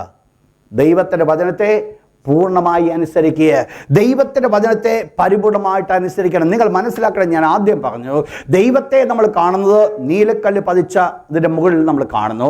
മഹാപുരോഹിതനെ നമ്മൾ കാണുന്നത് നീലക്കുപ്പായം ധരിച്ചുകൊണ്ട് കാണുന്നു. ഒരു സാധാരണപ്പെട്ട ഇസ്രായേലിനെ നമ്മൾ കാണുന്നത് നീല ചരട് കെട്ടിക്കൊണ്ട് കാണുന്നു. ഇവരുടെ എല്ലാവരുടെയും ശരീരത്തിൽ കാണുന്ന നീല ഒന്ന് വെളിപ്പെടുത്തുകയാണ്, ദൈവത്തിൻ്റെ വചനത്തെ ഞങ്ങൾ അനുസരിക്കും എന്നുള്ളത് വെളിപ്പെടുത്തുകയാണ്. നിങ്ങൾ മുൻപോട്ട് കടന്നു പോട്ടെ. ഈ പ്രത്യേകമായിരിക്കുന്ന നീലക്കുപ്പായത്തിൻ്റെ അടിയിൽ ഉണ്ടാകേണ്ടതായിരിക്കുന്ന വസ്തുക്കൾ രണ്ട് കാര്യങ്ങളാണ് അവിടെ പറഞ്ഞത്. ഒന്ന് മാതള നാരങ്ങ, രണ്ട് പൊന്മണി. പൊന്നുകൊണ്ട് ഒരു മണി ഉണ്ടാക്കണം. എന്താണ് ഈ പ്രത്യേകമായിരിക്കുന്ന കുപ്പായത്തിൻ്റെ അർത്ഥം? ഒന്ന് ഒരിക്കൽ കൂടെ 28-ാം അധ്യായത്തിലേക്ക് കടന്നു വന്നാട്ട്. 28-ാം അധ്യായം അതിൻ്റെ 35-ാമത്തെ വാക്യം, വേഴ്സ് 35, 35. അപ്പോൾ ഇവിടെ ഈ നീലക്കുപ്പായം ധരിക്കുവാനായിട്ട് കൽപ്പന കൊടുത്തതിന് ഒരു പ്രധാനപ്പെട്ട കാരണമുണ്ട്. അവിടെ പറയുന്നു, അവൻ മരിക്കാതെ ഇരിക്കേണ്ടതിന്. അപ്പോൾ ഈ നീലക്കുപ്പായം ഇല്ല എങ്കിൽ പുള്ളിക്ക് എന്ത് ചെയ്യാൻ പറ്റും? മരിച്ചു പോകാൻ സാധിക്കും. നമ്മൾ ആദ്യമൊട്ടേ നമ്മൾ കാണുന്ന കാര്യങ്ങൾ ഇതാണ്. കാൽച്ചട്ട ധരിച്ചില്ലെങ്കിൽ എന്ത് ചെയ്യാൻ ചാൻസ് ഉണ്ട്? മരിക്കാൻ ചാൻസ് ഉണ്ട്. ഈ നീലക്കുപ്പായം ധരിച്ചില്ലെങ്കിൽ എന്ത് ചെയ്യാൻ ചാൻസ് ഉണ്ട്? അപ്പോൾ ഇവിടെ നമ്മൾ കാണുന്നത്, ഈ നീലക്കുപ്പായം അവൻ ധരിക്കേണ്ടതിൻ്റെ ആവശ്യം ഇവിടെ പറയുന്നത് അവൻ മരിക്കാതിരിക്കേണ്ടതിന് എന്ന് പറഞ്ഞാൽ ഇതും മരണവുമായിട്ട് ചില ബന്ധമുണ്ട്. അഥവാ മരണത്തിൽ നിന്ന് ഈ പുരോഹിതനെ രക്ഷിക്കുന്ന ഒന്നാണ് ഈ നീലക്കുപ്പായം എന്ന് പറയുന്നത്. എന്തുകൊണ്ടാണ് അത് രക്ഷിക്കുന്നത് പറയുന്നത്? ഈ നീലക്കുപ്പായം ധരിച്ചുകൊണ്ട് മഹാപുരോഹിതൻ കടന്നു ചെല്ലുമ്പോൾ ദൈവത്തിൻ്റെ വചനപ്രകാരം പറയുന്നു, അവൻ്റെ ആ നീലക്കുപ്പായത്തിന്മേൽ, ആ ബ്ലൂ കോട്ടിന്മേൽ അഥവാ എഫോദിൻ്റെ അങ്കിമേൽ വെച്ചിരിക്കുന്ന പൊന്മണി, മാതള നാരകം, ഈ രണ്ട് കാര്യങ്ങൾ. ഈ പൊന്മണിക്ക് ഒരു പ്രത്യേകതയുണ്ട്. പൊന്മണി അകത്തോട്ട് കയറുമ്പോൾ എന്ത് വെളിപ്പെടുത്തും? ശബ്ദത്തെ പുറപ്പെടുവിക്കും. ഞാൻ മുൻപോട്ട് കടന്നു വരട്ടെ. ആദ്യം അതിൻ്റെ ഫസ്റ്റ് പാർട്ട് ഞാൻ പറയട്ടെ. ഇവിടെ രണ്ട് കാര്യങ്ങളാണ് ഇവിടെ കാണുന്നത്. ഒന്ന് ഒരു മാതള നാരങ്ങ, രണ്ട് പൊന്മണി. പൊന്മണി എന്ത് വെളിപ്പെടുത്തുന്നു? ശബ്ദത്തെ വെളിപ്പെടുത്തുന്നു. മാതള നാരകം എന്തിനെ വെളിപ്പെടുത്തുന്നു? അത് വെളിപ്പെടുത്തുന്നത് ഇസ്രായേൽ മക്കൾ അവകാശമാക്കുവാൻ പോകുന്ന ദേശത്തിൻ്റെ ഫലത്തെ വെളിപ്പെടുത്തുന്നു. ശ്രദ്ധിക്കുക, വേർഡ് ഒന്ന് വായിച്ചാട്ട്. Numbers chapter 13 verse 23, numbers 13:23, numbers 13:23, വേറൊരാള് ആവർത്തനം 8:8. അവിടെ പറയുന്നു, ഇസ്രായേൽ മക്കൾ കനാൻ നാട് ഉറ്റുനോക്കുവാൻ കടന്നു ചെന്നപ്പോൾ അവർ അവിടുന്ന് കൊണ്ടുവന്നതായിരിക്കുന്ന കാര്യങ്ങളാണ് ഏതൊക്കെ? ഒന്ന് നമ്മൾ വായിച്ചത് നമ്പേഴ്സ്, സംഖ്യാപുസ്തകം 13-ാം അധ്യായം 23-ാമത്തെ വാക്യം, അതോടുകൂടെ ആവർത്തനം 8:8, Numbers chapter 13 verse 23, and then Deuteronomy chapter 8 verse 8. അവിടെ നമ്മൾ കണ്ടത്, ഇവർ വാഗ്ദത്ത നാട് ഉറ്റുനോക്കുവാനായിട്ട് കടന്നു പോയപ്പോൾ അതിൽ നിന്ന് അവർ കൊണ്ടുവന്നായിരിക്കുന്ന ഫലമാണ് ഏതാ? മാതള നാരങ്ങ. അപ്പോൾ മാതള നാരകം എന്ന് പറയുന്നത്, മാതള നാരങ്ങ എന്ന് പറയുന്നത് എന്തായിരിക്കുന്നു? It's A fruit. അതൊരു ഫലമാണ്. വാഗ്ദത്തം ചെയ്ത ദേശത്തിൽ നിന്ന് ദൈവം അവ കൊടുത്തൊരു ഫലം. ആവർത്തനം 8:8 വായിച്ചാട്ട്, ഡ്യൂട്രോണമി 8:8. അവിടെ പറയുന്നു, ആ ദേശം ഫലഭൂയിഷ്ടമുള്ള ദേശമാണ്. അപ്പോൾ നിങ്ങൾ മനസ്സിലാക്കണം, ഒന്ന്, ഈ മാതള നാരകം ഏതിനെ വെളിപ്പെടുത്തുന്നു? ഫലത്തെ വെളിപ്പെടുത്തുന്നു. നിങ്ങൾ മനസ്സിലാക്കണം, ഈ മഹാപുരോഹിതൻ ധരിച്ചിരിക്കുന്ന വസ്ത്രത്തിൽ അടിവശത്തായിട്ടുള്ളത് ഒരു മാതള നാരങ്ങ, ഒരു പൊന്മണി. ഒരു മാതള നാരങ്ങ, ഒരു പൊന്മണി. ഇത് രണ്ടും കൂടെ ഇങ്ങനെ കലർന്നാണ് ആ മഹാപുരോഹിതൻ്റെ ആ നീലക്കുപ്പായത്തിന്മേൽ വെച്ചിരിക്കുന്നത്. ഇവിടെ മാതള നാരങ്ങ വെളിപ്പെടുത്തുന്നത് ഫലത്തെ വെളിപ്പെടുത്തുന്നുവെങ്കിൽ ഇവിടെ പൊന്മണി വെളിപ്പെടുത്തുന്നത് ഏതിനെ വെളിപ്പെടുത്തുന്നു? പൊന്മണി ശബ്ദത്തെ വെളിപ്പെടുത്തുന്നു. അങ്ങനെയെങ്കിൽ മഹാപുരോഹിതനിൽ ഉണ്ടാകേണ്ട രണ്ട് അടിസ്ഥാനപരമായിരിക്കുന്ന കാര്യങ്ങൾ നിങ്ങൾ മനസ്സിലാക്കണം. ഈ നീതിയുടെ വസ്ത്രം ധരിച്ചുകൊണ്ട് നിൽക്കുന്ന മഹാപുരോഹിതൻ ദൈവത്തിൻ്റെ ന്യായപ്രമാണം താൻ പരിപൂർണമായിട്ട് പ്രമാണിക്കുമെന്ന് പറഞ്ഞുകൊണ്ട് നീലക്കുപ്പായം ധരിച്ചുകൊണ്ട് നിൽക്കുമ്പോൾ അതിൻ്റെ അടിയിലുള്ള രണ്ട് കാര്യങ്ങളാണ്. ഒന്ന്, അതിൻ്റെ ഫലം. രണ്ട്, അതിൻ്റെ ശബ്ദം. ഈ രണ്ട് കാര്യങ്ങളും പുരോഹിതനിൽ കൂടെ വെളിപ്പെടുവാൻ ദൈവം ആഗ്രഹിക്കുന്നു. ദൈവ സന്നിധാനത്തിൽ പുരോഹിതൻ നിൽക്കുമ്പോൾ പുരോഹിതനിൽ കൂടെ വെളിപ്പെടേണ്ട ചില ശബ്ദങ്ങളുണ്ട്. ദൈവ സന്നിധാനത്തിൽ പുരോഹിതൻ നിൽക്കുമ്പോൾ പുരോഹിതനിൽ കൂടെ വെളിപ്പെടേണ്ട ചില ഫലമുണ്ട്. നിങ്ങൾ മനസ്സിലാക്കണം, ഫലവും അതിൻ്റെ ശബ്ദവും രണ്ടും തുല്യമായിരിക്കുന്ന രീതിയിലാണ് മുൻപോട്ട്. നിങ്ങൾ ശ്രദ്ധിക്കണം, ഞാൻ പറഞ്ഞ വേർഡ്, ഫലവും അതിൻ്റെ ശബ്ദവും രണ്ടും ഒരേ അളവിലാണ് മുൻപോട്ട് കടന്നു പോകേണ്ടത്. ഫലം 1% ആണെങ്കിൽ അതിൻ്റെ ശബ്ദം 1% ആയിരിക്കണം. ഫലം 50% ആണെങ്കിൽ അതിൻ്റെ ശബ്ദം 50% ആകണം. ഫലവും ശബ്ദവും ഒരുപോലെ മുൻപോട്ട് കടന്നു, അത് ഈക്വലൈസ്ഡ് ആയിരിക്കണം. ശ്രദ്ധിക്കണം, ഞാൻ പറഞ്ഞ പോയിന്റ്, ഫലവും അതിൻ്റെ ശബ്ദവും ഈക്വലൈസ് ആയിരിക്കണം. എന്നാൽ നമ്മൾ കർത്താവായ യേശു ക്രിസ്തുവിൻ്റെ ശുശ്രൂഷയിലേക്ക് നമ്മൾ നോക്കുമ്പോൾ നമ്മൾ കാണുന്ന ഒരു കാര്യമുണ്ട്. യേശു ഉയർക്കപ്പെട്ട് തൻ്റെ 2 ശിഷ്യന്മാർക്ക് വെളിപ്പെട്ടു. അതിനുശേഷം അവർ പറയുന്ന ഒരു കാര്യമുണ്ട്, വാക്കിലും ശക്തിയിലും പ്രവാചകനായിരുന്ന ഒരു യേശു. അപ്പോൾ ശബ്ദമുണ്ട്, എന്തുകൊണ്ട്? ശക്തിയുമുണ്ട്, അഥവാ ഫലവുമുണ്ട്. എന്തുണ്ട്? വാക്കുമുണ്ട്, ശബ്ദവുമുണ്ട്, പിന്നെന്തുണ്ട്? ഫലവുമുണ്ട്. നിങ്ങൾ മനസ്സിലാക്കണം, ഇത് രണ്ടും കൂടെ ഒരുമിച്ച് പോകുന്നതാണോ ക്രിസ്തീയ ജീവിതം എന്ന് പറയുന്നത്? മനസ്സിലാവുന്നോ നിങ്ങൾ ഞാൻ പറഞ്ഞു വന്നത്? എന്ന് പറഞ്ഞാൽ വേറെ നല്ല മലയാള ഭാഷയിൽ നിങ്ങൾ മനസ്സിലാക്കുന്ന രീതിയിൽ പറഞ്ഞാൽ ആത്മാവിൻ്റെ ഫലവും ആത്മാവിൻ്റെ വരങ്ങളും ഒരുപോലെ പോകുന്നതാണ് ക്രിസ്തീയ ജീവിതം. മനസ്സിലായി? ഇത് രണ്ടും ഒരുമിച്ച് ഒരേപോലെ ഉണ്ടായിരിക്കണം. നിങ്ങൾ മനസ്സിലാക്കണം, ആത്മാവിൻ്റെ വരമുണ്ട്, ആത്മാവിൻ്റെ ഫലമില്ലാതിരിക്കാൻ സാധ്യമല്ല. ആത്മാവിൻ്റെ ഫലമുണ്ട്, അതിൻ്റെ വരങ്ങൾ വെളിപ്പെടുത്താതിരിക്കുവാനും സാധ്യമല്ല. ഇന്ന് നമ്മൾ ക്രിസ്തീയ ഗോളത്തിലേക്ക് നോക്കുമ്പോൾ നമ്മൾ കാണുന്നൊരു കാഴ്ചപ്പാട്, ഒന്നുകിൽ ആത്മാവിൻ്റെ ഫലമുണ്ട്, എന്തില്ല? അതിൻ്റെ വരവില്ല. ഒരു കൂട്ടം ആൾക്കാർ പറയുന്നുണ്ട് ഇന്ന് സകല കൃപാവരങ്ങളും തീർന്നിരിക്കുക. വേറൊരു കൂട്ടം ആൾക്കാരുണ്ട് ആത്മാവിൻ്റെ ആത്മാവിൻ്റെ പ്രവൃത്തിയുണ്ട്, പക്ഷേ ഏതില്ല? ഫലമില്ല. നിങ്ങൾ മനസ്സിലാക്കണം, ആത്മാവിൻ്റെ വരവും ആത്മാവിൻ്റെ ഫലവും രണ്ടും ഒരുപോലെ ഒരു മഹാപുരോഹിതനിൽ കൂടെ വെളിപ്പെടുവാൻ ദൈവം ആഗ്രഹിക്കുന്നു. ക്രിസ്തീയ ജീവിതത്തിൻ്റെ വളർച്ച എന്ന് പറയുന്നത് അതാണ്. ആത്മാവിൻ്റെ ഫലങ്ങളും ആത്മാവിൻ്റെ വരവും ഒരുപോലെ മുൻപോട്ട് പോകുന്നതാണ് ക്രിസ്തീയ ജീവിതം എന്ന് പറയുന്നത്. നിങ്ങൾ മനസ്സിലാക്കണം, യൂദായുടെ പുസ്തകത്തിലേക്ക് കടന്നു വന്നാൽ, പത്രോസ് ലേഖനത്തിലേക്ക് കടന്നു വന്നാൽ, സെക്കൻഡ് പീറ്റർ ചാപ്റ്റർ 3 അതിൻ്റെ 18-ാമത്തെ വാക്യം, 17-18 വാക്യം ഒന്ന് വായിച്ചാൽ, അധർമ്മികളുടെ വഞ്ചനയിൽ കുടുങ്ങി സ്വന്തം സ്ഥിരത വിട്ട് വീട് പോകാതിരിപ്പാൻ സൂക്ഷിച്ചുകൊള്ളുവീൻ. എന്താ സൂക്ഷിക്കാൻ പറഞ്ഞത്? Next, underline that verse. ഒന്ന്, കൃപയിലും. അണ്ടർലൈൻ ദാറ്റ് പോർഷൻ, കൃപയിലും. 2, അടുത്തത്,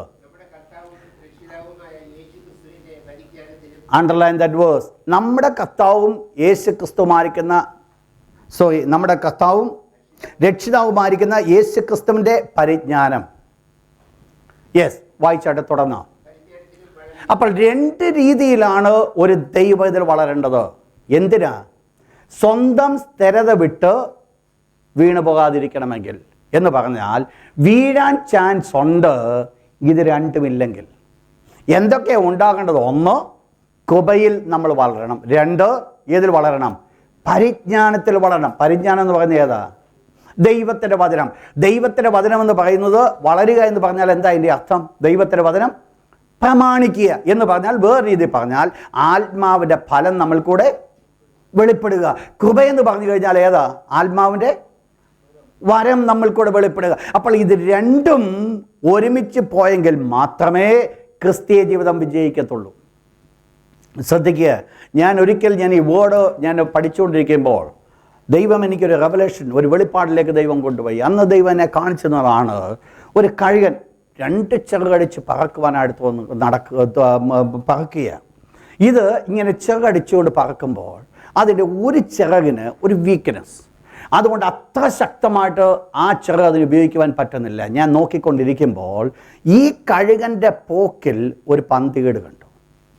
മറ്റേത് 2 ചിറകും ഒരുമിച്ച് അടിച്ച സമയത്ത് ഇതിന് അതേ ലെവലിൽ ഉയരാൻ പറ്റി. പക്ഷേ ഇപ്പോൾ ഒരു പ്രശ്നമെന്ന് പറയുന്നത്, ഒരു ചിറകിന് ഒരല്പം പാളിച്ച പറ്റിയപ്പോൾ അതിൻ്റെ ഉയർച്ചയിൽ ഒരു വകതിരിവ് കാണുന്നു. കാരണം എന്താണെന്ന് മനസ്സിലായോ? അത് മറ്റേ ചിറക് പോലെ അടിക്കാത്ത കാരണം. ഞാൻ നിങ്ങൾ വിവേചിച്ച് മനസ്സിലാക്കുവാൻ ആഗ്രഹിക്കുന്നത് എന്നാണെന്നറിയാമോ? ആത്മീയമാണ്. ദൈവത്തിൻ്റെ പരിജ്ഞാനമുണ്ട്, ദൈവത്തിൻ്റെ കൃപയില്ലെങ്കിൽ ഈ ഒരു കൈ ഒടിഞ്ഞതായിരിക്കുന്ന കഴുകനെ പോലെ. കാരണം നിങ്ങൾക്ക് ഉയരാനേ പറ്റത്തില്ല. ദൈവത്തിൻ്റെ കൃപയുണ്ട്, പരിജ്ഞാനമില്ലെങ്കിലും ഇത് തന്നെ അവസ്ഥ. കുറ്റപ്പെടുത്തുകയല്ല, നിങ്ങൾ ശ്രദ്ധിച്ചാൽ മനസ്സിലാക്കാൻ പറ്റും. പലർക്കും കൃപകൾ ഉണ്ടായിരുന്നു, ഇന്ന് കാണുന്നില്ല. അവരെപ്പോലും എക്സിസ്റ്റായിട്ട് ദൈവസന്നിധി കാണുന്നില്ല. കാരണം എന്താണെന്നറിയാമോ? ആ പരിജ്ഞാനത്തിൽ നിലനിൽക്കുവാൻ സാധിക്കാഞ്ഞതുകൊണ്ട്. നിങ്ങൾ മനസ്സിലാക്കണം, മഹാപുരോഹിതൻ ദൈവസന്നിധി നിൽക്കുമ്പോൾ, ദൈവത്തിന് മുൻപാകെ മഹാപുരോഹിതൻ നിൽക്കുമ്പോൾ ഇത് രണ്ടും ഒരുപോലെ പോകുവാൻ ദൈവം ആഗ്രഹിക്കുന്നു. നിങ്ങൾ മനസ്സിലാക്കണം, ആത്മാവിൻ്റെ ഫലവും ആത്മാവിൻ്റെ വരങ്ങളും, വാക്കിലും പ്രവൃത്തിയിലും. അപ്പോൾ വാക്കുണ്ട്, പ്രവൃത്തിയില്ല എങ്കിൽ എവിടെയോ എന്തോ മിസ്റ്റേക്ക് ഉണ്ട്. ഇത് രണ്ടും ഒരുമിച്ച് പോകണം. അതിന് ഒരു പാസ്റ്റർ ആകണമെന്നില്ല. കഴിഞ്ഞ ആഴ്ച നമ്മളെ കേൾപ്പിച്ച പോലെ വെളിയിലാണെങ്കിലും ദൈവത്തിൻ്റെ പ്രവൃത്തി നമുക്ക് വെളിപ്പെടുത്തുവാൻ സാധിക്കും. എന്തു വേണം? പ്രവൃത്തി വെളിപ്പെടുത്തുവാനുള്ള ഒരുക്കം നമ്മുടെ ഉള്ളിലുണ്ടാകണം. അതിനൊരു സ്റ്റെപ്പ് വെക്കുവാൻ നമുക്ക് മനസ്സുണ്ടെങ്കിൽ ദൈവത്തിൻ്റെ കരങ്ങൾ അവിടെ കാണുവാൻ സാധിക്കും. എന്നാൽ ഒന്ന് മനസ്സിലാക്കണം, ഈ മഹാപുരോഹിതൻ ഒരു മാതള നാരങ്ങ, ഒരു പൊന്മണി എന്നുള്ള രീതിയിൽ അത് ധരിച്ചിരിക്കുമ്പോൾ ഇതിൻ്റെ ഒന്നാമത്തെ പ്രത്യേകത, ആത്മാവിൻ്റെ ഫലവും ആത്മാവിൻ്റെ വരങ്ങളും ഒരുപോലെയായിരിക്കണം പ്രവർത്തിച്ചുകൊണ്ടേയിരിക്കേണ്ടത്. എന്ന് പറഞ്ഞാൽ വരങ്ങൾ പ്രവർത്തിക്കേണ്ടത് പരിജ്ഞാനത്തിന് അനുസരണമായിട്ടായിരിക്കണം. നിങ്ങൾ മനസ്സിലാക്കുന്നത് ഞാൻ പറഞ്ഞു വരുന്നത്, വരങ്ങൾ പ്രവർത്തിക്കുന്നത് പരിജ്ഞാനത്തിന് അനുസരണമായിട്ടായിരിക്കണം. ഇതാണ് അപ്പോസ്തലനായ പൗലോസ് തിമോത്തിയോസ് എഴുതുമ്പോൾ ഒരു കാര്യം പറയുന്നുണ്ട്. അന്ത്യകാലത്തിൻ്റെ ലക്ഷണമെന്ന് പറയുന്നത് അവർക്ക് ഭക്തിയുണ്ട്, എന്നാൽ എന്തില്ല? ശക്തിയില്ല. ഭക്തിയുടെ വേഷം ധരിച്ച് അതിൻ്റെ ശക്തി ത്യജിക്കുന്ന ചില വഞ്ചകന്മാർ. നിങ്ങൾ മനസ്സിലാക്കണം, ഒരു ഭക്തി ഉണ്ടെങ്കിൽ അതിനെന്തോ ഉണ്ട്? ഒരു ശക്തിയുണ്ട്. നമ്മൾ മനസ്സിലാക്കേണ്ടത്, ഏത് ഭക്തിക്കും എന്തോ ഉണ്ട്? ശക്തിയുണ്ട്. ശക്തി ഉണ്ടെങ്കിലും ശക്തി വെളിപ്പെടുത്താത്ത ഭക്തി ഏതാ? നമ്മുടെ ഭക്തി. അത് നിങ്ങൾ ഏത് പേര് കൊടുത്താലും എനിക്ക് കുഴപ്പമൊന്നുമില്ല. അഭക്തിയോ ഭക്തിയില്ലായ്മ എന്ത് കൊടുത്താലും എനിക്ക് വിരോധമില്ല. പക്ഷേ അത് ആരുടേതാ? ശരിയല്ലേ ഞാൻ പറഞ്ഞു വരുന്നത്? ഭക്തിക്ക് എന്താ ഉണ്ട്? ശക്തിയുണ്ട്. ഭക്തിക്ക് ശക്തിയില്ലെങ്കിൽ ആ ഭക്തി കൊണ്ട് ഒരു ഗുണവുമില്ല. നമ്മൾ മനസ്സിലാക്കണം, നമ്മുടെ ദൈവം, ആ പരിജ്ഞാനം, ദൈവം എന്ത് ചെയ്യുവാൻ സാധിക്കും, എന്താണ് എന്നിൽ കൂടെ വെളിപ്പെടുത്തുവാൻ സാധിക്കുന്നത്, അതെനിക്ക് ഏറ്റെടുത്താൽ ദൈവത്തിൻ്റെ കരങ്ങൾ ഞാൻ കാണുവാൻ സാധിക്കും. എന്താ ഇവിടുത്തെ വിഷയം? മഹാപുരോഹിതൻ വസ്ത്രം അണിഞ്ഞുകൊണ്ട് നിൽക്കുമ്പോൾ മഹാപുരോഹിതനിൽ കൂടെ ദൈവം എക്സ്പെക്റ്റ് ചെയ്യുന്നൊരു കാര്യമാണ്, കുഞ്ഞേ, നീ ദൈവത്തിൻ്റെ വചനം പ്രമാണിപ്പാൻ തക്കവണ്ണം ബാധ്യസ്ഥനാണ്. ദൈവത്തിൻ്റെ വചനം നീ പ്രമാണിക്കുമ്പോൾ നിന്നിൽ കൂടെ ആത്മാവിൻ്റെ ഫലവും ആത്മാവിൻ്റെ വരങ്ങളും വെളിപ്പെടേണ്ടത് ആവശ്യമാണ്. അതുകൊണ്ട് നമ്മളൊന്ന് മനസ്സിലാക്കണം, ഈ കച്ച ധരിച്ചുകൊണ്ടാണ് നമ്മൾ നിൽക്കുന്നത്. നമ്മൾ കൂടെ ഏത് വെളിപ്പെടണം? ഏത് വെളിപ്പെടണം? പെട്ടെന്ന് എന്തെങ്കിലും ഒരു തലവേദന വന്നു കഴിഞ്ഞാൽ ഉടനെ പാസ്റ്ററെ വിളിക്കേണ്ട കാര്യമില്ല. സ്വയമായിട്ട് കൈയൊന്ന് വെക്കണം.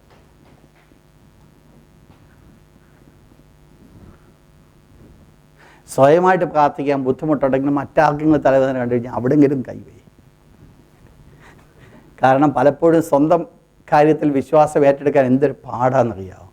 വല്ലവരുടെയും കാര്യത്തിലോ നമുക്കൊരു പനി വരട്ടെ, എന്ത് ഭാരമായിരിക്കും എന്നറിയാമോ? 10 പേരോട് വിളിച്ചറിയും പ്രാർത്ഥിക്കണമെന്ന് പറയും, അവസാനം പനോട് കൊടുക്കും. വല്ലവരും ഒരു ക്യാൻസർ വരട്ടെ, എന്തോ പറയുന്നറിയോ? യേശു സൗഖ്യമാണ്. എന്തോ വിശ്വാസമാണെന്നറിയാം. വാക്കിൽ പ്രവൃത്തിയിൽ, വാക്ക് പ്രവൃത്തി, ഇത് രണ്ടും കൂടെ ഒരുമിച്ച് പോകേണ്ടത് ആവശ്യമാണ്. ഞാൻ പലപ്പോഴും എൻ്റെ പേഴ്സണൽ ലൈഫിലേക്ക് ഞാൻ ഓർക്കുന്നുണ്ട്. ഞാൻ ഏതെങ്കിലും കാലത്ത് ചിലരോട് സുവിശേഷം പറയാൻ പോയി, യേശുവിനെ ചെയ്യുമെന്ന് പറയാൻ പോയിട്ട് എൻ്റെ ജീവിതത്തിൽ ആവശ്യം കടന്നു വരുമ്പോൾ പെട്ടെന്ന് എൻ്റെ മനസ്സിൽ ഞാൻ ഓർക്കും, ഞാൻ എന്താണ് ഈ ചിന്തിക്കുന്നത്, ഞാൻ എന്താ പറയാൻ പോകുന്നത്. കാരണം എന്നാണെന്നറിയാം, നമ്മുടെ നാവിൽ കൂടെ ആ ഒരു വേർഡ് വെളിപ്പെട്ടു. നമ്മൾ മനസ്സിലാക്കണം, ഭക്തിക്ക് അതിൻ്റെ ശക്തിയുണ്ട്. പുരോഹിതനിൽ കൂടെ ദൈവം ആഗ്രഹിക്കുന്നത് ആത്മാവിൻ്റെ ഫലവും ആത്മാവിൻ്റെ വരങ്ങളും ഒരുപോലെ വെളിപ്പെടണം, ഒരുപോലെ വെളിപ്പെടണം, ഒരുപോലെ വെളിപ്പെടണം. ശ്രദ്ധിക്കുക നിങ്ങൾ ഈ വേർഡ്, ഇത് രണ്ടും ഒരുപോലെ വെളിപ്പെടണം എന്ന് പറഞ്ഞാൽ ആത്മാവിൻ്റെ ഫലമുണ്ടെങ്കിൽ അതിന് ശക്തിയും ഉണ്ടായിരിക്കണം. അത് ഏറ്റെടുക്കുവാൻ കഴിയുമെങ്കിൽ ദൈവത്തിൻ്റെ കാര്യങ്ങൾ കാണുവാൻ സാധിക്കും. പോകട്ടെ, ഞാൻ അടുത്ത വിഷയത്തിലേക്ക് കടന്നു വരട്ടെ. ഇവിടെ നമ്മൾ കാണുന്നത് ഈ പൊന്മണിയാണ് നമ്മൾ കാണുന്നത്. എന്തിനായി പൊന്മണി കൊടുക്കുക ദൈവം കൽപ്പിച്ചത്? ദൈവസന്നിധാനത്തിലേക്ക് കടന്നു ചെല്ലുമ്പോൾ ഈ പുരോഹിതൻ്റെ കാലൊച്ച ആര് കേൾക്കണം? വെളിയിൽ ജനങ്ങൾ കേൾക്കണം. അപ്പോൾ പുരോഹിതൻ മരിച്ചിട്ടില്ല എന്ന് വെളിപ്പെടുത്തുന്നതാണ് ഈ പുറത്തുനിന്ന് കേൾക്കുന്ന മണിയുടെ ശബ്ദം. താൻ എങ്ങോട്ട് മൂവ് ചെയ്താലും ഇതിൻ്റെ ശബ്ദം വെളിപ്പെടും. എങ്ങോട്ട് പോയാലും ആ ശബ്ദം പുറത്തു നിന്ന് കേൾക്കുവാൻ സാധിക്കും. കാരണം മണിയെന്ന് 1072 മണി കിടക്കുക. അപ്പോൾ പുരോഹിതൻ അകത്ത് ശുശ്രൂഷ ചെയ്യുമ്പോൾ പുറത്തു നിൽക്കുന്ന ജനത്തിന് മനസ്സിലാക്കും ഈ പുരോഹിതൻ മരിച്ചിട്ടില്ല എന്നുള്ളത്. അപ്പോൾ അതിനാണ് ഈ മണി ധരിക്കുവാനായിട്ട് ദൈവം കൽപ്പന കൊടുത്തത്. നിങ്ങൾ മനസ്സിലാക്കണം, ഇത് ദൈവത്തിൻ്റെ ഹിതമാകുന്നുവെങ്കിൽ ഇവിടെ നമ്മൾ മനസ്സിലാക്കേണ്ടത്, യഹൂദന്മാരുടെ ചരിത്രം നമ്മൾ പഠിക്കുമ്പോൾ ഇതുകൊണ്ട് പുരോഹിതൻ ദൈവസന്നിധാനത്തിലേക്ക് കടന്നു ചെല്ലുന്ന സമയത്ത് ആണ്ടിലൊരിക്കൽ പോകുന്നതല്ല, ആണ്ടിലൊരിക്കൽ പോകുന്ന വസ്ത്രമല്ല ഇത്, സാധാരണ പോകുന്ന വസ്ത്രമായത്. അപ്പോൾ ആണ്ടിലൊരിക്കൽ പുരോഹിതൻ കടന്നു പോകുമ്പോൾ പഞ്ഞിനൂൽ കൊണ്ടുള്ള അങ്കിയാണ് ധരിക്കുന്നത്, അതിനകത്ത് മറ്റു യാതൊന്നുമില്ല. എന്നാൽ ഇത് സാധാരണ ധരിക്കുന്ന ഒരു വസ്ത്രത്തിൽ ദൈവസന്നിധാനത്തിലേക്ക് കടന്നു ചെല്ലുമ്പോൾ ഈ പുരോഹിതൻ്റെ കാലിലൊരു കെട്ട്, ആംഗിളിൽ ഒരു കെട്ട് കെട്ടിയിട്ടുണ്ട്. കാരണം മറ്റൊന്നിനു വേണ്ടിയല്ല, അദ്ദേഹം ശബ്ദം കേൾക്കുന്നില്ല എങ്കിൽ, കുറേ സമയം ശബ്ദം കേൾക്കുന്നില്ലെങ്കിൽ ഈ പുരോഹിതൻ മരിച്ചുവെന്ന് മനസ്സിലാക്കി വലിച്ചെടുക്കുവാൻ വേണ്ടിയാണ് കയർ കെട്ടിയിരിക്കുന്നത്. അപ്പോൾ എന്നാൽ ഇവിടെ ഈ പുരോഹിതൻ്റെ ഈ മണി ഒരു കാര്യം കൂടെ വെളിപ്പെടുത്തുകയാണ്, താൻ അവിടെ ജീവനോടെ ഇരിക്കുന്നുവെന്ന് വെളിപ്പെടുത്തുകയാണ്. ഇതിൽ കൂടി ആത്മീയ മർമ്മത്തിലേക്ക് ഞാൻ കടന്നു വരട്ടെ. ഇവിടെ നമ്മൾ കാണുന്നത് നമ്മുടെ കർത്താവായ യേശുക്രിസ്തുവിൻ്റെ പൗരോഹിത്യ ശുശ്രൂഷ എന്ന് പറയുന്നത് ഈ ഭൂമിയിൽ വെച്ച് ചെയ്തതല്ല. യേശു എവിടെ വെച്ച് ചെയ്തു?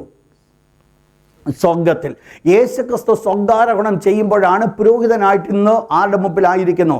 ദൈവത്തിന് മുൻപാകെ, പിതാവാം ദൈവത്തിന് മുൻപാകെ ആയിരിക്കുന്നു.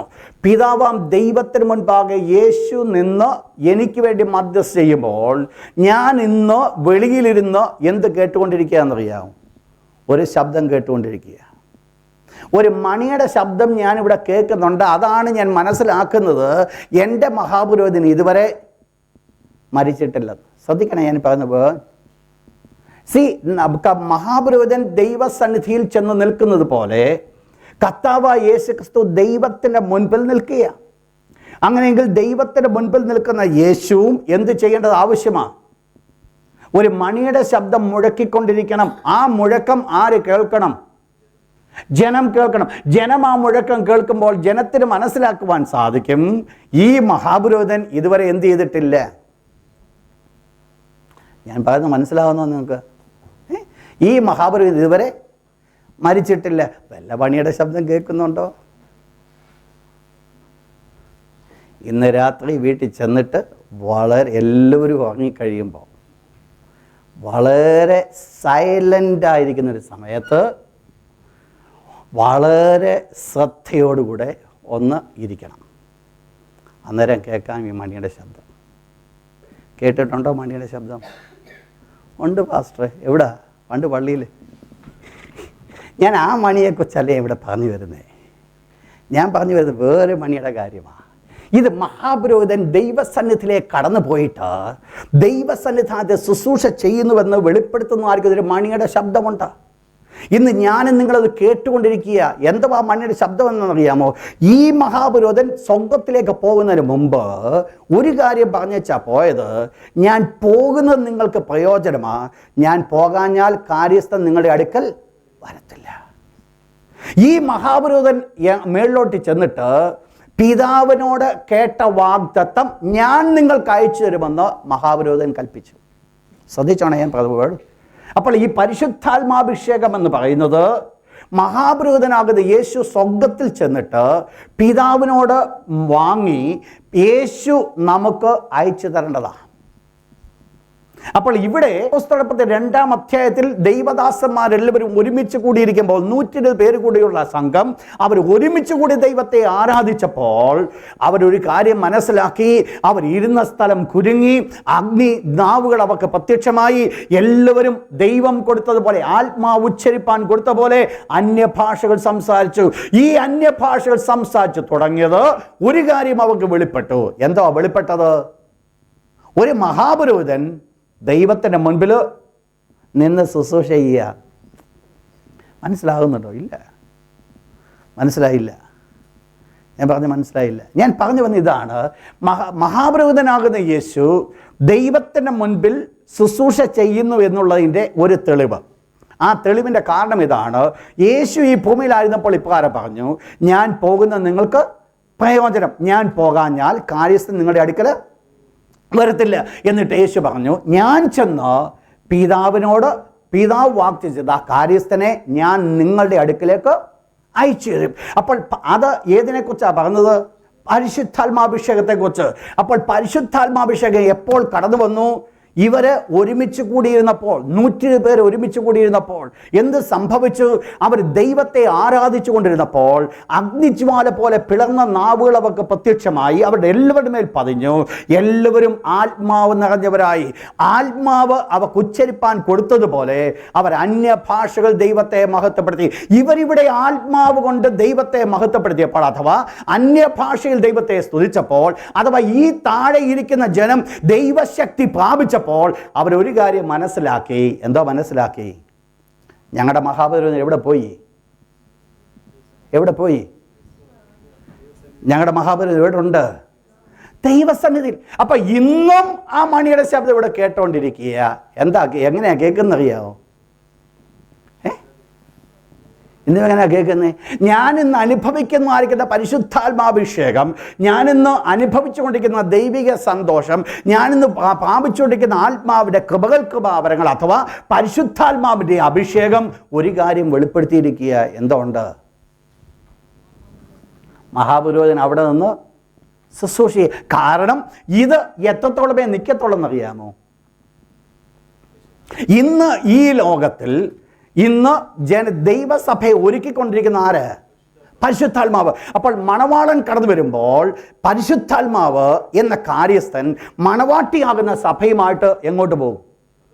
അതിനുശേഷം ആര് ഈ ഭൂമിയിലില്ല ഇന്നത്തെ പോലെ? പരിശുദ്ധ. അപ്പോൾ ഇന്നും ഈ പരിശുദ്ധാത്മാവ് ഇവിടെ വ്യാപരിച്ചു കൊണ്ടിരിക്കുമ്പോൾ, ഞാൻ ദൈവത്തെ സ്തുതിക്കുമ്പോൾ ആത്മാവിൻ്റെ ശക്തി ഞാൻ അനുഭവിക്കുന്നത്, ഞാൻ ദൈവത്തെ സ്തുതിക്കുമ്പോൾ ദൈവം എനിക്ക് ഉച്ചരിപ്പാൻ തരുന്ന പോലെ അന്യഭാഷകൾ ഞാൻ ദൈവത്തെ മഹത്വപ്പെടുത്തുന്നത്, ഒരു കാര്യം വെളിപ്പെടുത്തിയാണ്. മുകളിൽ ഒരാൾ നിന്നുകൊണ്ട് ശുശ്രൂഷ ചെയ്തുകൊണ്ടിരിക്കുക. നിങ്ങൾ മനസ്സിലാക്കുന്നുണ്ടോ ഞാൻ പറഞ്ഞു വന്ന വേർഡ് മനസ്സിലായോ? ഇതുകൊണ്ടാണ് അപ്പോസ്തലനായ പത്രോസ് പറഞ്ഞത്, ഇപ്രകാരം പറഞ്ഞു, ഈ ദൈവം അവനെ മരിച്ചവന്ന് ഉയർപ്പിച്ചു, അതിന് ഞങ്ങൾ സാക്ഷികളാകുന്നു. എനിക്ക് തോന്നുന്നു ഒരിക്കൽ ഞാൻ ചർച്ചിൽ ആ മെസ്സേജ് എടുത്തു. അവിടെ അന്ന് നമ്മൾ ചിന്തിച്ച ഭാഗം ഇതാണ്. യേശു ഉയർക്കപ്പെട്ടത് കണ്ടുകൊണ്ടല്ല പത്രോസ് അത് പറഞ്ഞത്.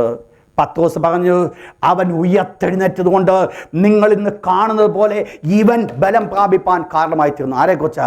അമ്മയുടെ ഗർഭം മുതൽ മുടന്തനായിരിക്കുന്ന വ്യക്തിയെ നോക്കിക്കൊണ്ട് അപ്പോസ്തലനായ പത്രോസ് പറയുക, യേശു ഉയർത്തെഴുന്നേറ്റുകൊണ്ട് ഇവൻ ബലം പ്രാപിപ്പാൻ കാരണമായി തീർന്നു. ഇവൻ എങ്ങനെ ബലം പ്രാപിച്ചത്? ഞങ്ങളുടെ സ്വന്തം കഴിവുകൊണ്ടൊന്നുമല്ല. വെള്ളിയും പൊന്നും എനിക്ക് തരുവാനുള്ള എനിക്കുള്ളത് തരുന്നു. നസറായ യേശുവിൻ്റെ നാമത്തിൽ നീ എഴുന്നേറ്റ് നടക്കുക. എന്തുകൊണ്ടാണ് നടന്നത്? ദൈവശക്തി. എന്തുകൊണ്ടാണ് അവൻ നടക്കുവാൻ ഇടയായി തന്നത്? ദൈവശക്തി അവൻ്റെ മേൽ കടന്നു ചെന്നു. അങ്ങനെയെങ്കിൽ ദൈവജനം മനസ്സിലാക്കണം, ദൈവശക്തി, എൻ്റെ ദൈവ കർത്താവായ യേശു ഇന്ന് ദൈവത്തിൻ്റെ സന്നിധിയിൽ നിന്നുകൊണ്ട് എനിക്ക് വേണ്ടി പക്ഷപാതം ചെയ്യുന്നുവെന്നുള്ളതിൻ്റെ ഒന്നാമത്തെ തെളിവാണ് ഞാൻ ഇന്ന് അനുഭവിച്ചുകൊണ്ടിരിക്കുന്ന പരിശുദ്ധാത്മാവിൻ്റെ അഭിഷേകം. മനസ്സിലാകുന്നു? ഇതൊരു ഡിസ്പെൻസേഷനായി ഇത് വെളിപ്പെടുത്തുന്നത്, കൃപായുഗത്തെ വെളിപ്പെടുത്തുക. ശ്രേഷ്ഠ മഹാപുരോഹിതനാകുന്ന യേശു ദൈവസന്നിധിയിലേക്ക് കടന്നു ചെന്ന് ദൈവത്തിൻ്റെ സന്നിധാനത്ത് നിന്നുകൊണ്ട് എനിക്ക് വേണ്ടി, നമുക്ക് വേണ്ടി, സഭയ്ക്ക് വേണ്ടി പക്ഷപാതം വഹിച്ചുകൊണ്ട് സഭയ്ക്ക് എന്താണ് ആവശ്യമായിരിക്കുന്നത് പരിശുദ്ധാത്മാവാകുന്ന കാര്യസ്ഥനെ ഈ ഭൂമിയിലേക്ക് അയച്ചു തന്നു. നിങ്ങൾ മനസ്സിലാക്കണം, ഈ ആത്മാവിൻ്റെ അഭിഷേകം ഞാൻ പ്രാപിക്കുന്ന സമയത്ത്, ആത്മാവിൻ്റെ ശക്തിയിൽ ഞാൻ നിറയപ്പെടുന്ന സമയത്ത് ഞാൻ ഒന്ന് മനസ്സിലാക്കണം, എൻ്റെ യേശു സ്വർഗത്തിലുണ്ട് എന്നുള്ളത് തെളിവാണ്. എൻ്റെ യേശു പിതാവിൻ്റെ മുമ്പിൽ നിന്നുകൊണ്ട് പക്ഷപാതം ചെയ്യുന്നു എന്നുള്ളൊരു തെളിവാണ്. നിങ്ങൾ മനസ്സിലാക്കണം, ഈ പൊന്മണി വെളിപ്പെടുത്തുന്നത് ഇന്നും ആ മണിയുടെ ശബ്ദം കേട്ടുകൊണ്ടിരിക്കുക. അതുകൊണ്ട് ഇന്ന് രാത്രി വീട്ടിൽ ചെന്നിട്ട് നിശബ്ദരായിട്ടൊന്നും ഇരിക്കരുതേ. പകരം ദൈവത്തിന് 2 കൈയടിച്ച് 2 ഹല്ലേലൂയ പറ, 2 സ്തോത്രം പറ. ദൈവശക്തി കടന്നു വരുന്ന അനുഭവിക്കുവാൻ സാധിക്കും. അന്നേരം മനസ്സിലാക്കാൻ പറ്റും, എനിക്ക് വേണ്ടി ഒരുവൻ അവിടെ മുകളിലുണ്ട്, എനിക്ക് വേണ്ടി ഒരുവൻ മുകളിലുണ്ട്, എനിക്ക് വേണ്ടി ഒരുവൻ മുകളിൽ നിന്നുകൊണ്ട് പക്ഷപാതം വഹിച്ചുകൊണ്ടേയിരിക്കുന്നു. അതാണ് എൻ്റെ കോൺഫിഡൻസ്. എന്താ കോൺഫിഡൻസ് എന്നറിയാമോ? ഞാൻ പാപിയായിരിക്കുന്ന മനുഷ്യൻ, കുറവുള്ള മനുഷ്യൻ, ബലഹീനനായ മനുഷ്യൻ, ചിന്തകൾ പാപമുണ്ട്, പ്രവൃത്തിയിൽ പാപമുണ്ട്, വിചാരങ്ങൾ പാപമുണ്ട്. എന്നാൽ ഇതിലൊക്കെ പാപമുണ്ടെങ്കിലും എനിക്ക് വേണ്ടി ഒരുവൻ അവിടെ മധ്യസ്ഥ വഹിക്കുന്നത് കൊണ്ട് ഞാൻ ഇന്നും അനുഗ്രഹിക്കപ്പെടുകയാണ്. അതുകൊണ്ട് എനിക്ക് തോന്നിയ പോലെ നടക്കാമെന്നല്ല. ഞാൻ ധരിച്ചിരിക്കുന്ന അകത്തൊരു അങ്കി ധരിച്ചിട്ടുണ്ട്, അത് നീതി എന്ന അങ്കിയാണ്. പക്ഷേ ഈ നീതി എന്ന അങ്കി ധരിച്ചിരിക്കുമ്പോൾ പുറത്ത് ഞാൻ വേറെ അങ്കി ധരിക്കുന്നുണ്ട്, ഒരു ബ്ലൂ കോട്ട്. അതെന്നെ ഒരു കാര്യം ഓർമ്മപ്പെടുത്തുന്നുണ്ട്, കുഞ്ഞെ, നിൻ്റെ ഇഷ്ടം പോലെ നിനക്ക് നടക്കുവാൻ സാധ്യമല്ല. ദൈവത്തിൻ്റെ വചനം പ്രമാണിച്ചാണ് നീ മുൻപോട്ട് കടന്നു പോകേണ്ടത്. ദൈവത്തിൻ്റെ വചനം അനുസരിച്ചാണ് നീ മുൻപോട്ട് കടന്നു പോകേണ്ടത്. ദൈവത്തിൻ്റെ വചനം പ്രമാണിപ്പാൻ ദൈവം നമ്മെ വിളിച്ചിരിക്കുന്നു. ഇന്ന് രാത്രി ദൈവത്തിൻ്റെ മക്കളെ ഒന്ന് ശാന്തമായി നിങ്ങൾ തിരിഞ്ഞ് ചിന്തിച്ച് നോക്കണമേ. ദൈവത്തിൻ്റെ പരിശുദ്ധമായിരിക്കുന്ന കരങ്ങൾക്കുള്ളിലേക്ക് നിങ്ങളെ തന്നെ നേൽപ്പി. ഒരിക്കൽ കൂടെ നമുക്ക് എല്ലാവർക്കും നമ്മുടെ കണ്ണുകളെ അടയ്ക്കാം. കർത്താവിൻ്റെ പരിശുദ്ധ മുഖത്തേക്ക് നമ്മുടെ കണ്ണുകൾ തിരിച്ചാട്ടെ. ഹല്ലേലൂയ.